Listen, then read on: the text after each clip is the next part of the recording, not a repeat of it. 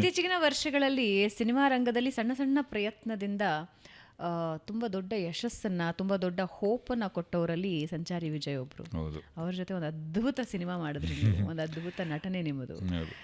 ಎಂಥ ಅದ್ಭುತ ನಿರ್ದೇಶಕ, ನಟ. ನನಗೆ ಅವನು, ನಾನು ಅವನೆಲ್ಲ ಅವಳು ಹೊರತಾಗಿಯೂ ತುಂಬ ಆತ್ಮೀಯ ಸ್ನೇಹಿತ. ನಾವು ಥಿಯೇಟ್ರೆಲ್ಲ ಒಟ್ಟಿಗೆ ಮಾಡಿದವರು, ನಮ್ಮ ನಾಟಕಕ್ಕೆ ಹಾಡಿದ್ರು, ಜೊತೆಗೆ ಆ್ಯಕ್ಟ್ ಮಾಡಿದ್ವಿ. ಸೊ ಆ ಸಿನಿಮಾನೂ ಮಾಡಿದ್ವಿ. ಆ ಸಿನಿಮಾ ಮಾಡಿದಾಗ ನಮ್ಮ ದ ಹೋಲ್ ಆ ಸಿನಿಮಾ ಶೂಟಿಂಗಿನ ಇದು ಭಾಳ ಅಂದರೆ there was a lot to give and take. ಸಿಕ್ಕಾಪಟ್ಟೆ ನಗ್ತಿದ್ವಿ ನಾವು.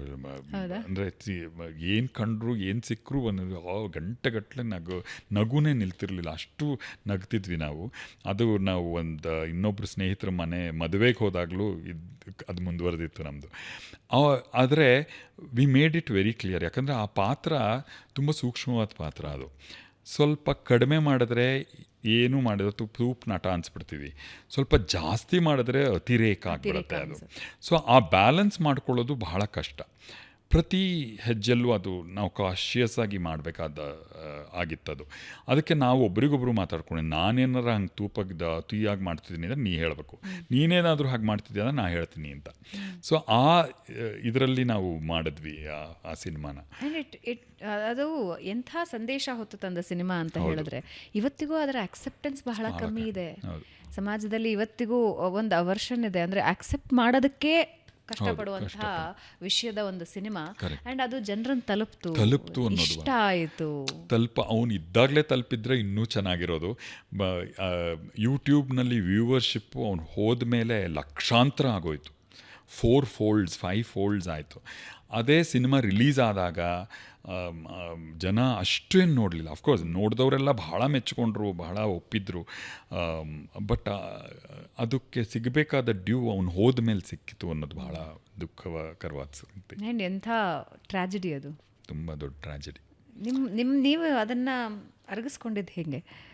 ಅಂದರೆ ಇವತ್ತಿದ್ದಾರೆ, ಸಂಜೆ ಯಾರಿಗೋ ಹೆಲ್ಪ್ ಮಾಡೋದಕ್ಕೆ ಹೋಗ್ತಿದ್ದಾರೆ, ನಾಳೆ ಬೆಳಗ್ಗೆ ಇಲ್ಲ, ಅದಂತೂ ಜೊತೆಗೆ ಕೂತು ನಗ್ತಾ ಇದ್ದಿದ್ದ ಸ್ನೇಹಿತ ಏನಿಲ್ಲ. ಬಹುಶಃ ಆದ 10 ದಿನದ ಹಿಂದೆ ಮಾತಾಡಿದ್ದೆ ಅವನ ಹತ್ರ, ಅಷ್ಟೇ 10-15 ದಿನ ಆಗೋಗಿತ್ತು ಅನ್ಸುತ್ತೆ. ನಾವೇನು ತುಂಬ ರೆಗ್ಯುಲರಾಗಿ ಮಾತಾಡ್ಕೊಳ್ಳೋ ಅಷ್ಟು ಕ್ಲೋಸಾಗಿ ಏನು ಇರಲಿಲ್ಲ. ಬಟ್ ವಿ ವುಡ್ ವರ್ಕ್ ಅವ್ನ ಹೊಸ ಸಿನಿಮಾಗಳ ಕತೆ, ಪಾತ್ರದ ಬಗ್ಗೆ ಎಲ್ಲ ಎಕ್ಸೈಟ್ ಆದಾಗ ಫೋನ್ ಮಾಡಿ, ಇದು ಮಾಡ್ತಿದ್ದೀನಿ ಸರ್, ಮಾಡ್ತಿದ್ದೀನಿ ಅಂತ, ಆ ಥರದ ಇದಿತ್ತು. ಬಹುಶಃ ಅದು ನನಗೆ ಈಗನ್ಸುತ್ತೆ ಅಲ್ಲಿಂದ ಶುರುವಾಗಿದ್ದು ನಿಲ್ತಾನೇ ಇಲ್ಲ ಆ ಥರದ ದುರಂತಗಳು ಅಂತ. ಇತ್ತೀಚೆಗೆ ದಿಲೀಪ್ ರಾಜ್ ಆಗಿರ್ಬೋದು, ನಂದೀಶ್ ಅವರಾಗಿರ್ಬೋದು, ಇದೆಲ್ಲವೂ ದೊಡ್ಡ ಆಘಾತಗಳು ಒಂದರ ಮೇಲೊಂದು ಆಗ್ತಾಯಿದೆ. ಸಣ್ಣ ಸಣ್ಣ ವಯಸ್ಸಿನವರು, ಏನೆಲ್ಲ ಮಾಡಬೇಕಾದವರು. ಅಂದರೆ ಯಾವುದೋ ಒಂದು ಕಾಯಿಲೆ ಬಂತು, ಅದರಿಂದಾಗಿ ನಿಧಾನಾಗಿ ಡಿಟೋರಿಯರೇಟ್ ಆಗಿ ಹೋಗ್ಬಿಟ್ರು ಅಂದರೆ ಪ್ರಿಪೇರ್ ಆದರೂ ಆಗಿರ್ತೀವಿ. ಇದೊಂಥರ ಶಾಕ್ ಅನ್ನೋದಕ್ಕಿಂತಲೂ ದೊಡ್ಡದು ಇದು ಯಾವುದಾದ್ರು. ಇವತ್ತು ಸಂಜೆ ನನಗೆ ಯಶವಂತ್ ಸರ್ದೇಶ್ ಪಾಂಡೆ ನನ್ನ ಜೊತೆಗೆ ಬಹಳ ಅಸೋಸಿಯೇಟ್ ಆಗಿದ್ವಿ ಅವ್ನು ಹೋಗೋ ಟೈಮ್ನಲ್ಲಂತೂ. ಇವತ್ತು ಶೋ ಮಾಡಿದ್ದೀವಿ, ಮಾರನೇ ದಿವಸ ಮಧ್ಯಾಹ್ನದವರೆಗೂ ಇದ್ದೀವಿ. ಬೆಳಗ್ಗೆ 9 ಗಂಟೆ ಹೊತ್ತಿಗಿಲ್ಲ, ಅವನು 10 ಗಂಟೆ ಹೊತ್ತಿಗಿಲ್ಲ. ನಿನ್ನೆ ಮಧ್ಯಾಹ್ನ ಒಟ್ಟಿಗೆ ಊಟ ಮಾಡಿ ಇಬ್ಬರು ಪಾರ್ಟ್ ಆಗಿದ್ದೀವಿ. ನಾನಿಲ್ಲಿ ಧಾರವಾಡದಲ್ಲಿದ್ದೆ, ಅವ್ರು ಹುಬ್ಳಿಗೆ ಹೋಗ್ಬೇಕಿತ್ತು, ಹುಬ್ಳಿಯಿಂದ ಬೆಂಗಳೂರಿಗೆ ಬರಬೇಕಿತ್ತು. ನಿನ್ನೆ ಮಧ್ಯಾಹ್ನ ಬಾಯ್ ಅಂತ ಹೇಳಿದವನು ಬೆಳಗ್ಗೆ 10 ಗಂಟೆ ಹೊತ್ತಿಗೆ ಇಲ್ಲವೇ ಇಲ್ಲ. ಇದೆಲ್ಲವೂ ಭಾಳ ಆಘಾತಕರವಾದ್ದು, ತುಂಬ ಕಷ್ಟ ಆಗುತ್ತೆ. ಆಕ್ಸಿಡೆಂಟ್ಸನ್ನು ಒಂದು ರೀತಿ ಅರಗಿಸ್ಕೊಳ್ಬಹುದೇನೋ, ಆಕ್ಸಿಡೆಂಟ್ಸ್ ನಮ್ಮ ಕೈಯಲ್ಲಿರೋದಿಲ್ಲ ಅಪಘಾತಗಳಾದಾಗ. ಆದರೆ ದಿಢೀರ್ ಸಾವಿದೆಯಲ್ಲ, ಅದು ಎಲ್ರಿಗೂ ಒಂದು ದೊಡ್ಡ ಶಾಕ್. ಏನಾಗುತ್ತೆ ಸರ್, ಅಂದರೆ ಸಿನಿಮಾ ಮತ್ತು ಕಿರುತೆರೆ ಇದೆಯಲ್ಲ, ದಿಲೀಪ್ ರಾಜ್ ಅವ್ರನ್ನ ಉದಾಹರಣೆಯಾಗಿ ತೊಗೊಂಡು ನಾನು ಹೇಳ್ತಾ ಇದ್ದೀನಿ. ಕಿರುತೆರೆ ಮತ್ತು ಸಿನಿಮಾ ಆಬ್ವಿಯಸ್ಲಿ ಪ್ರೆಷರ್ ಇರುತ್ತೆ, ಅದರಲ್ಲಿ ಲಾಟ್ ಆಫ್ ಇನ್ವೆಸ್ಟ್ಮೆಂಟ್ಸ್ ಇರುತ್ತೆ, ಒಂದಷ್ಟು ನಿರೀಕ್ಷೆಗಳಿರುತ್ತೆ, ನಿರೀಕ್ಷೆ ಹುಸಿಯಾದಾಗ ಏಟುಗಳು ಬೀಳುತ್ತೆ. ಹೇಗೆ ಒಬ್ಬ ನಿರ್ಮಾಪಕನೋ ನಿರ್ದೇಶಕನೋ ಹೇಗಿರುತ್ತೆ ಅವ್ರ ಜೀವನ, ಹೇಗಿರುತ್ತೆ ಆ ಸ್ಟ್ರೆಸ್ ಲೆವೆಲ್ಲು? ಈಗ ಎಸ್ಪೆಷಲಿ ನಮ್ಮ ಕಿರುತೆರೆಯ ಉದ್ಯಮ ಮೊದಲಿನ ಹಾಗಿಲ್ಲ. ಓಕೆ. ನಮ್ಮ ಈಗ ದಿಲೀಪ್ ರಾಜ್ ಹೋದ್ಮೇಲಂತೂ ಸಾಕಷ್ಟು ಚರ್ಚೆ ನಡೀತಾ ಇದೆ. ಅವರವರ ಅನುಕೂಲಕ್ಕೆ ಅದನ್ನು ಎತ್ತಿ ಹಿಡಿತಿದ್ದಾರೆ ವಿಷಯಗಳನ್ನು ಎಲ್ಲ. ಆದರೆ ಇದೆಲ್ಲವೂ ನಾವೇ ಮಾಡ್ಕೊಂಡಿದ್ದು, ಒಂದು ಸಿಸ್ಟಮ್ನ ನಾವೇ ಒಂದು ಜನ್ರೇಟ್ ಮಾಡ್ತೀವಿ over the period of time. ಯಾಕೆ ಇವಾಗ ಎಲ್ಲರೂ ಹೇಳ್ತಿರೋದು ಚಾನಲ್ಲು ಎಲ್ಲ ಹಿಡಿತಾನು ಇಟ್ಕೊಂಡಿದೆ, ಅದು ತುಂಬ ಪ್ರೆಷರ್ ಆಗ್ತಿದೆ ನಿರ್ಮಾಪಕರಿಗೆ ಅಂತ.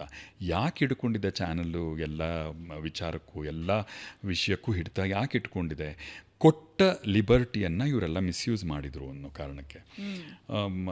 ನಿರ್ಮಾಪಕರೆಲ್ಲ ಹೆಚ್ಚಿನ ಲಾಭ ಬಂದುಬಿಡಬೇಕು, ಹೆಚ್ಚು ದುಡ್ಡು ಬಾಚ್ಕೊಂಬಿಡ್ಬೇಕು ಇದ್ದಾಗ ಅನ್ನೋ ಕಾರಣಕ್ಕೆ ಸಬ್ ಸ್ಟ್ಯಾಂಡರ್ಡ್ ಶೂಟಿಂಗ್ ಮಾಡೋದು, ಸಬ್ ಸ್ಟ್ಯಾಂಡರ್ಡ್ ಆಗಿ ಡೆಲಿವರ್ ಮಾಡೋದು ಪ್ರಾಡಕ್ಟ್ಗಳನ್ನು, ಈ ಥರದ್ದನ್ನೆಲ್ಲ ಮಾಡಿದಾಗ ಚಾನಲ್ನವರು ಹಿಡಿತಕ್ಕೆ ತೊಗೊಂಡ್ರು ಎಲ್ಲನೂ. ಸೊ ನೀವೇ ಮಾಡಿದ ತಪ್ಪದು, ಅಂದರೆ ನಿರ್ಮಾಪಕರು ತಾವೇ ಮಾಡಿದ ತಪ್ಪು. ಈಗ ಅದನ್ನು ದೂಷಿಸೋದಕ್ಕೆ ತಪ್ಪು. ಈಗ ಹೌದು, ಅವ್ರ ಹಿಡಿತದಲ್ಲೇ ಎಲ್ಲ ಇರೋದರಿಂದ ಒಳ್ಳೆಯದು ಕೂಡ ಆಗ್ತಾಯಿದೆ. ತಂತ್ರಜ್ಞರಿಗೆ, ಕಲಾವಿದರಿಗೆ ಒಂದು ಪ್ರೊಟೆಕ್ಷನ್ ಸಿಗ್ತಾ ಇದೆ. ಈ ನಾವು ಹಿಂದೆ ಮಾಡಿದಾಗ ಯಾವ ಕಿರುತೆರೆ ಸಿನಿಮಾಗಳಲ್ಲಿ ದುಡ್ಡು ಮೋಸ ಮಾಡ್ತಾರೆ ಅನ್ನೋದಿತ್ತು, ಟಿ ವಿನಲ್ಲಿ ಯಾವತ್ತೂ ಇರಲಿಲ್ಲ.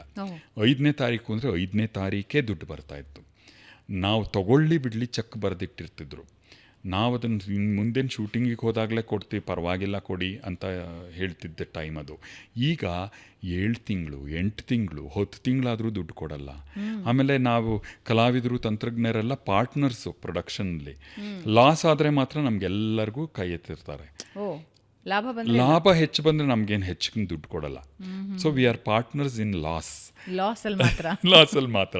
ಈ ಥರದ್ದೆಲ್ಲ ಆಗಿ ತಾವೇ ತೋಡ್ಕೊಂಡು ಹಳ್ಳ. ಪ್ರೆಷರ್ ಇದೆ ಗೊತ್ತು, ಪ್ರೊಡಕ್ಷನ್ ತೊಗೊಂಡ್ರೆ ತುಂಬ ಪ್ರೆಷರು. ಚಾನಲ್ನವ್ರು ಪ್ರೊಡಕ್ಷನ್ ಕೊಡೋದ್ರ ಮತ್ತು ಈ ಥರದ ಪ್ರೆಷರ್ ಕೊಡೋದ್ರಿಂದಾಗಿ ಹಿಂಗೆಲ್ಲ ಆಗ್ತಾಯಿದೆ ಅಂದರೆ ತೊಗೋಬೇಡಿ. ನೀವಲ್ದಿದ್ರೆ ಇನ್ನೊಬ್ರು ಯಾರು ತೊಗೋತಾರೆ? ನಾವು ಕಲಾವಿದರಿಗಾಗಿ, ಒಳ್ಳೆಯದಕ್ಕಾಗಿ, ಇದಕ್ಕಾಗಿ ಮಾಡ್ತಾಯಿದ್ದೀವಿ ಪ್ರೊಡಕ್ಷನ್ನು ಅಂದರೆ ಯಾರು ಮಾಡೋಕ್ಕೆ ಹೇಳಿದ್ರು ಅದನ್ನು? ಅದೆಲ್ಲವೂ ಸುಳ್ಳು ಮತ್ತು ಒಂದು ಚೀಪ್ ಗಿಮಿಕ್ ಅವೆಲ್ಲ. ಸೊ ಅದಲ್ಲ, ಇಟ್ ಈಸ್ ಒಂದು ಪ್ರೆಷರ್ ತುಂಬ ಇದೆ ಅಲ್ವಾ. 2ನೇ ಪ್ರೊಡಕ್ಷನ್ನು ಕೇಳ್ತೀರಿ, ಅದನ್ನು ತೊಗೋತೀರಿ, ಅದನ್ನು ನಿಭಾಯಿಸ್ತೀವಿ ಅಂತ ಹೋಗ್ತೀರಿ.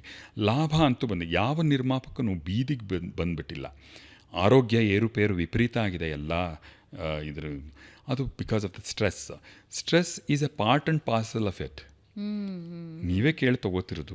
ಮಾಡಬೇಡಿ ನಿರ್ಮಾಣ, ನೀವು ಆ್ಯಕ್ಟ್ ಮಾಡ್ಕೊಂಡಿರಿ, ನೀವು ಇನ್ನೊಂದು ಏನು ಮಾಡ್ತಿದ್ರು ಅದನ್ನು ಮಾಡ್ಕೊಂಡಿರಿ. ಇಲ್ಲ, ನಿಮ್ಗೆ ಒಂದು ಮಹತ್ವಾಕಾಂಕ್ಷೆ ಇದೆ, ಅದರ ಹಿಂದೆ ಹೋಗಿದ್ದೀರಿ, ಅದಾಗಬೇಕು ಇದಾಗಬೇಕು ಅಂತ ಮಾಡ್ತಿದ್ದೀರಿ, you have to pay for it ಅಷ್ಟೆ.